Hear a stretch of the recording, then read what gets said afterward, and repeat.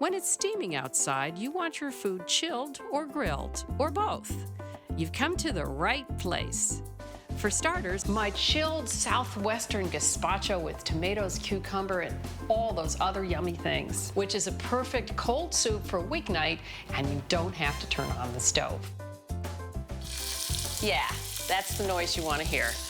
If you like the sizzle with the steak, this salad is just about perfect. Summery tomatoes, mushrooms, creamy béarnaise sauce, and a nice rare cut of meat. Yum. Wow, doesn't that look delicious? To really cool you down, I have 2 words: watermelon screwdriver. This one's got a surprise. As it melts, the color changes, the flavors change. It just gets more and more interesting. You'll be very happy. Chill out today with Sara's Weeknight Meals.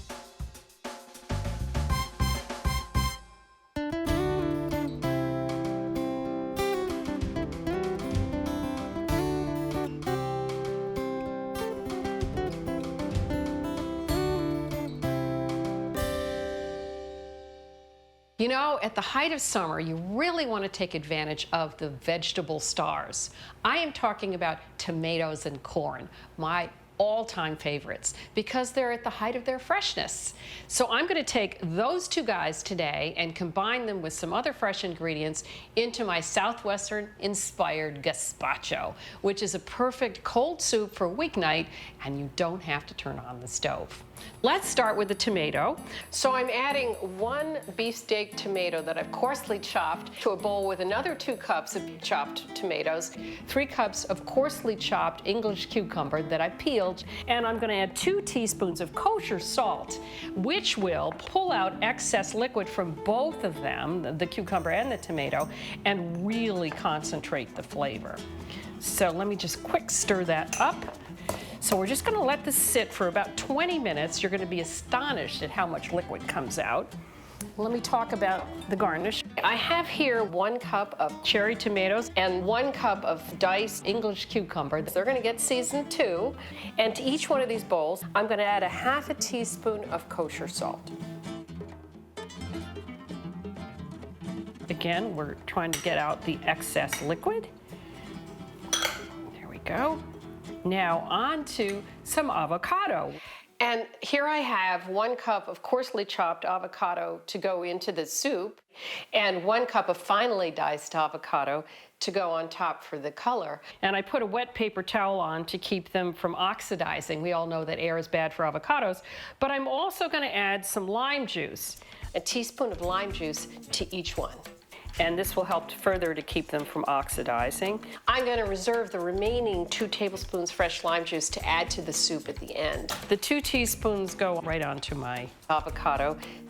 And by the way, avocados taste great regardless of what color they are. I wish people would stop thinking it's so awful if they just turn slightly. I'm going to put the paper towels back on. Okay, anytime you're trying to keep a vegetable moist, put a wet paper towel on top. Okay, on to the poblano. I've got 1 that I've roasted and 1 that I've roasted and peeled. You can either char it on top of the burner on a gas stove, or you can do it under a broiler. Then put it in a bowl with plastic wrap on top, which will help it to steam and makes it much easier to get the skin off. So now I'm going to take out the seeds and chop this up. If you don't have a poblano, though, you can use a ½ cup of canned green chilies and 1 clove of garlic. And for this, all we need to do is peel it, smash it, and throw it in. You can add more if you want. And now I'm going to add some cilantro. We need about a ¼ cup roughly chopped. If you hate cilantro, basil's fine. And that's going to go in with the poblano and avocado. Okay, now it's time to blend the soup. We're going to use an actual blender because it will give you the creamy pureed texture you're looking for. So we're going to put some of this in here and some of our other mixture in here, which is the avocado, the poblano, the cilantro. And then we're going to puree this up. We'll have to do a few batches.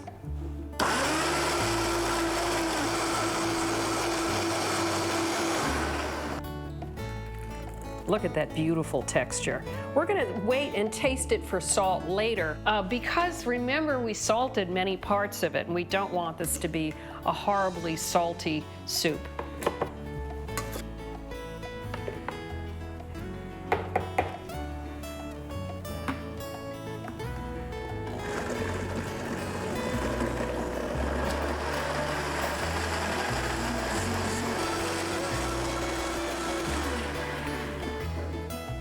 Okay, so that's all the soup. And I know it's a sort of strange color, but by the time we garnish it, it's going to look gorgeous. Okay, so we have a few things to do to finish it. One is to add some fresh lime juice. Remember we squeezed it before. I'm gonna add 2 tablespoons of grapeseed oil. Now, grapeseed oil doesn't have any flavor, but fat is a conductor of flavor. So anytime you add fat to a recipe, it's just gonna taste better. Ooh, this is wonderfully thick. Okay, now all of the garnish is gonna go in. 3/4 of the quartered tomatoes. I'm gonna add all the liquid, but I'm gonna save a little bit to put on top of each portion. Same with the cucumber, holding back 1/4. Now on to the avocado. Alrighty, and I'm going to keep it covered. Now, I'm going to get the corn together here. I have favorite ways of cutting corn off the cob. My current favorite is you break the cob in half and then you cut it down straight way and the corn doesn't go all over.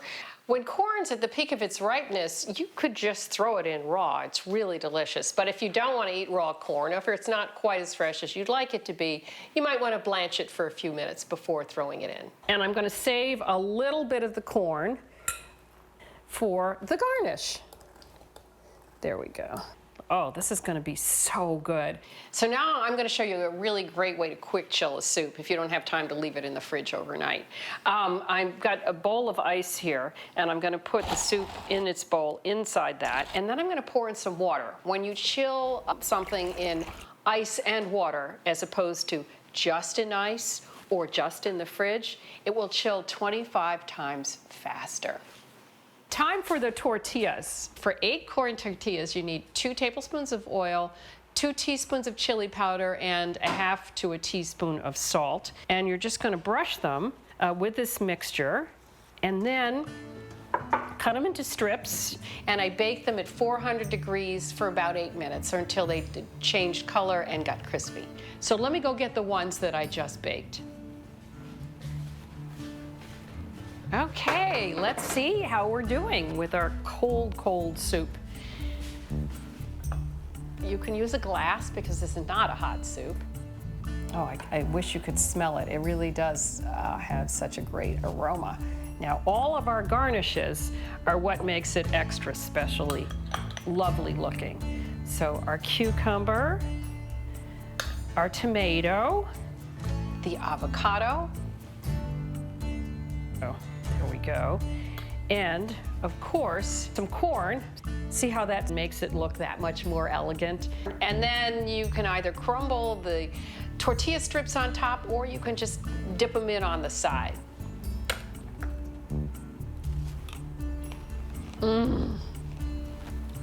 So there you have it, summer in a bowl. My chilled Southwestern gazpacho with tomatoes, cucumber, and all those other yummy things.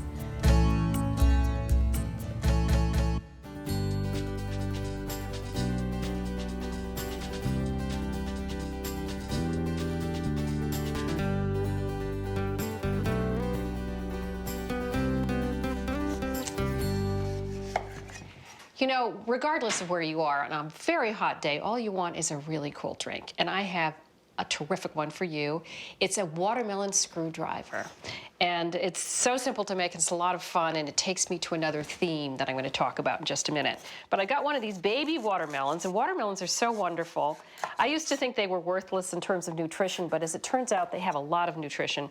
But the reason we love them is they're mostly water, and they're so refreshing.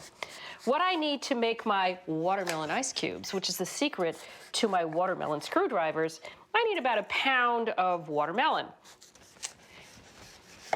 Just cut it. Now, the good thing about these little guys is the seeds that they have are not all that prominent, so I'm not going to worry about them too much. I'm just going to throw them in the blender. But if you have a regular big watermelon with those big black seeds, you are absolutely going to want to remove the seeds before you go and puree it. Now, there's nothing that's going into this blender except the watermelon. Now, why wouldn't you just freeze watermelon chunks and use them as your cubes? Seems a lot easier, right? When you do that, they're icy.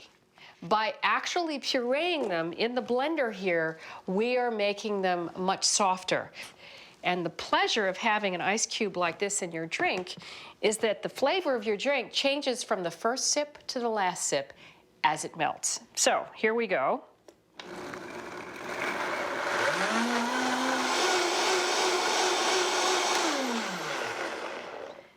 Now this is a sort of pale watermelon, so we're going to have sort of light pink cubes. The darker ones will give you more color. I'm using these flexible ice cube trays because they're so easy to pop the cubes out of. And we're just going to fill these up. And then, you know the routine, put them in the freezer. I would recommend putting plastic wrap on top because they can pick up off flavors. You don't want your watermelon, you know, smelling or tasting like anything else except watermelon. And then you're ready to go. Let me show you my drink. So here we are with some fresh orange juice. And to this we are going to add 3/4 of a cup of vodka. Any brand will do. Certainly, this is a wonderful drink without the vodka. You don't have to add the vodka. And so into our chilled orange juice. Such a complicated drink, isn't it? Now, here are my watermelon cubes. I'm just going to fill it up with the cubes. And it's so funny how the color changes. You just have to encourage whoever's drinking this to drink it slowly, which is not a bad idea on a hot day with an alcoholic drink anyway. Because as it melts, the color changes, the flavors change. It just gets more and more interesting. So there is our drink, and you can garnish it with some beautiful mint. Always a nice contrast. You could have a little squeeze of lime if you want, because watermelon is so sweet. Isn't that wonderful? But I want to talk about ice cubes in general in the summertime. You can take any fruit and puree it. So here we have some strawberry cubes. We have some honeydew cubes. You could do blueberries. You could add these to lemonade. You could add them to iced tea. You could add them to seltzer. That'd be fantastic.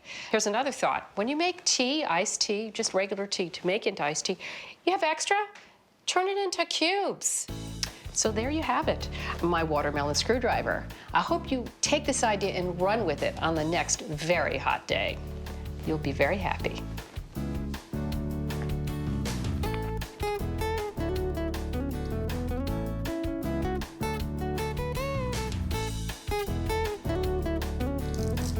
There are 3 simple ways to augment the deliciousness of my steak, mushroom, and tomato salad.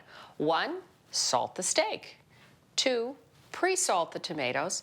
3, add the resting juices from the steak to the béarnaise sauce mayonnaise. Okay, so let's get started. I am showing you here 3 steaks. I have the tri-tip. This is the flat iron, and this third one will surprise you. This is boneless short rib. They're very tasty, very beefy, slightly tougher, but it doesn't matter because if you cook them rare and slice them thin, they're gorgeous steaks.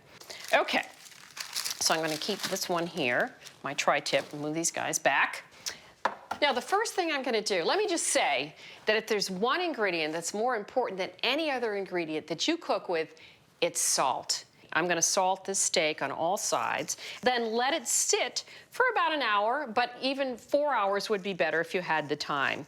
I'm going to leave it 1 hour at room temperature. If it was 4 hours, I'd put it in the fridge.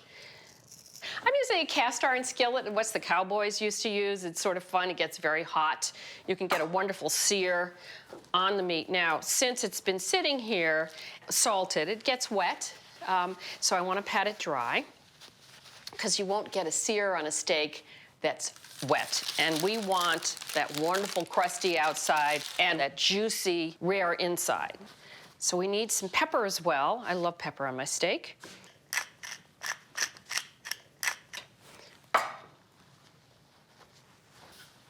All right, I'm cooking it in just some vegetable oil. I like grapeseed. I actually already tested it. One way I tested is putting a little drop of water in there. Let's see. Yeah, that's the noise you want to hear. Now, this is a relatively thick steak. It's going to be anywhere from 5 to 7 minutes aside. So the next thing I'm going to do is salt my tomatoes.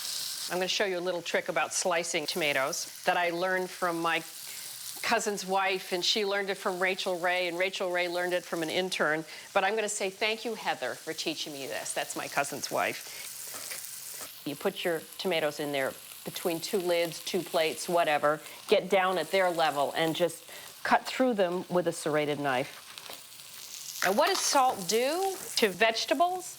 It tamps down bitterness. So you taste the sweet, you taste the sour, you taste the tomato. And let them sit for about 15, 20 minutes. There's our salted tomatoes. And now I'm going to go on to mushrooms.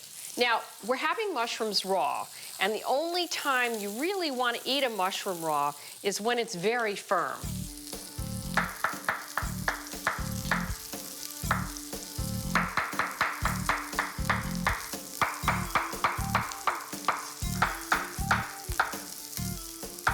So that was about 8 ounces of mushrooms. Okay, these are just going to be so tasty. I'm going to check my steak and see if it's ready to be turned and move on to the cucumber. All right, let's see how we're doing. Watch me here. You see how that moves? Now, if it wasn't ready to be turned, it wouldn't be able to be moved like that. Okay, now onto the cucumber. I'm going to cut them in half. It's a little easier to slice them when they're cut in half.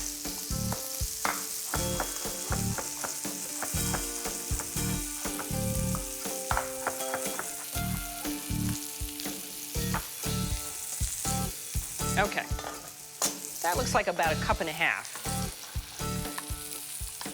So we've got our tomatoes, we've got our cucumbers. I'm going to start my sauce. My sauce is a take on Béarnaise sauce. It's a wonderful classic French sauce. This is a Béarnaise mayonnaise. So I'm making the reduction. This is the flavoring. A couple tablespoons of minced shallot.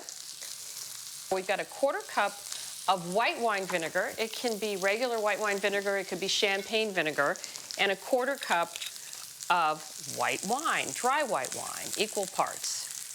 And then we're going to add some dried tarragon, and I feel like it really adds intense tarragon taste. So that's about 1.5 tablespoons. And then, key to this, there's my wine, is salt. I like to add the salt in the beginning and reduce this mixture slowly. I feel that it gets more of the flavor out of everything. Okay, so that's going to reduce. And I'm going to come on down and make homemade mayonnaise. So what goes into a mayonnaise is basically egg yolks and oil with some other flavorings in there. So I'm going to put 2 yolks in here. The best way to separate an egg is with your hands because there's no sharp edges on there.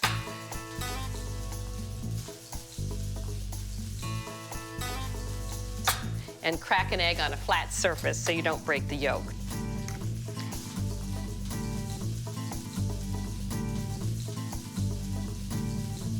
Okay, so we're going to want a teaspoon of mustard. This helps for the emulsification, meaning for the oil to stay trapped in there. And then we want just a pinch of cayenne.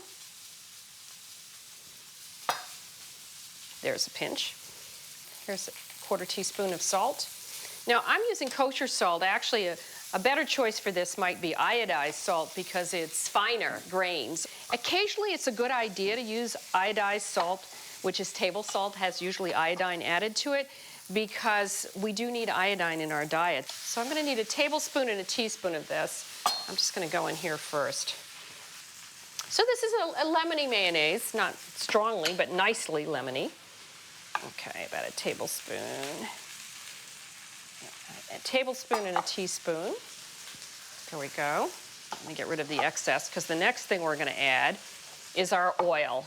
And we need a cup of flavorless oil, like vegetable oil, like safflower, sunflower, or my favorite, which is grapeseed oil. So let me just turn my steak, on the other side to sear it. Ooh, this is looking very good. Okay. So here's what you do. Turn on your machine. You put the oil in here, and it will slowly drip down through the hole at the pace that you want it to. See how that's thickening up nicely? Okay. What I'm going to do is take out about a half a cup. So let's say this is about a half a cup. Okay. Okay, so I'm going to take the temperature of the steak. This is such a thick steak, I can go down through the top. We're looking for about 120. Yeah, that's looking good. Okay, so I'm going to get it out because it needs to rest for about 10 minutes. So we cover it loosely, and here we go. I've got my reduction, I've got my mayonnaise, I've got my resting steak. I am going to go get the fresh tarragon to finish my sauce. I'll be right back.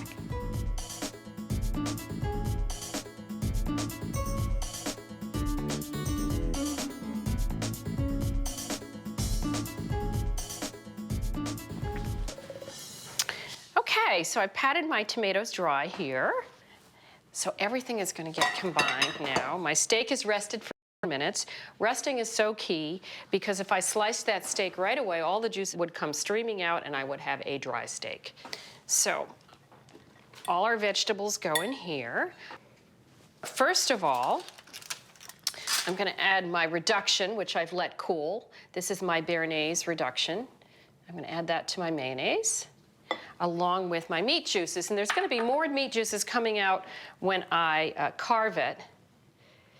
So I'm going to wait for that. And I might add a little bit of water because this is a very stiff mayonnaise. And some fresh tarragon, which I just picked. Now, it's funny, people who hate tarragon somehow love béarnaise. I don't know. Like my children. They won't eat it anywhere else, but they love it in béarnaise.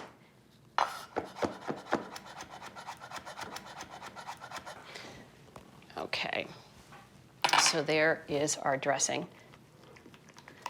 Now, it's important to salt the salad as well as we already salted the tomatoes. But when you toss a salad, don't just make sure the dressing is well seasoned, make sure the salad is too. So I'm going to put a little bit of this on here, and I'm going to toss it with my hands, which is the best way to go, because you can be very gentle, just very lightly dressed, because we're going to drizzle some more of that on top afterwards.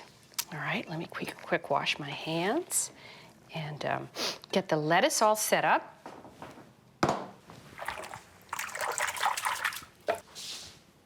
Okie dokie. So, this is butter lettuce, which is wonderful, butter or Boston. And what's so great about it, we've washed it, sort of left it whole, is that it looks like a flower. So we're going to sort of nestle everything in there like a flower, make a base, and our steak is going to go on top. So let's put some of this in there. You have to cook with your hands, and you know, when you're home, it doesn't matter. It's not like you're in a restaurant. You know, make sure, of course, that your hands are clean. Now we're waiting for our steak. Here it goes. I want to show you something very important about this steak, because as I said, these are tough steaks. There's a grain, and it's very easy to find the grain. You can see it, it's ridges. If I cut the steak like this with the grain, it would be inedibly chewy. But cutting across the grain is going to make it very tender. I cooked it rare, so I hope you like it rare. So here we go. See, the grain is going just like this. So I'm going to cut right across it. We've got such a nice crust. Ah, there we go. Okay. Wow. Doesn't that look delicious? Now you see how thin I'm cutting it. That is a key part of eating these steaks. One more piece. I'm going to lay it out and drizzle a little more sauce on top. So This is a little restaurant-y, but hey, why not? One more slice for that side. This is a pound steak. It should feed 4 people. Of course, my husband would eat the whole thing. All right, here we go. A little more sauce on the meat. I'll put a little fresh tarragon on top and we'll be good to go. So there we have it, a hearty steak for a weeknight. And this would be perfect in the summertime when tomatoes are really ripe and wonderful, or really welcome for a lighter meal on a winter night. Why not?